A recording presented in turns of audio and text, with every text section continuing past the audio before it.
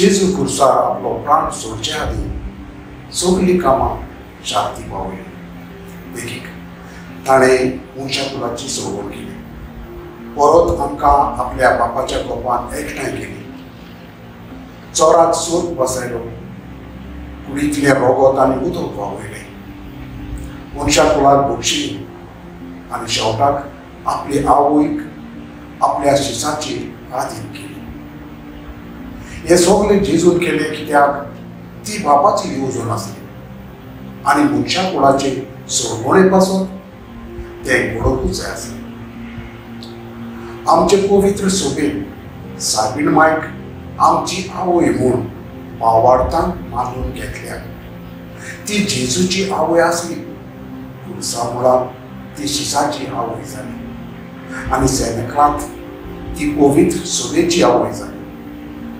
1964 वर्साक पाप साहेब पावलो दुसरो हाणें दुसरी वातिकान सोबेत मारी पवित्र सोबेची आवय म्हूण स्विकारली आनी परगटली. मारयेचें जिवीत देवाची आज्ञा पाळूंक आनी भावार्थान रिगून रावूंक जालें. त्या पासून तिचे वय हें उतर देवदूताचे विस्वीक आनी कुर्सा म्हणून साकार जालें दिसून येता. मारिया एक मोदेस्ती कशी वावरली. पयलीं देवा आनी जेजू मदें आनी आतां पवित्र सोबे आनी मनशा कुळा मदें ती वावरता.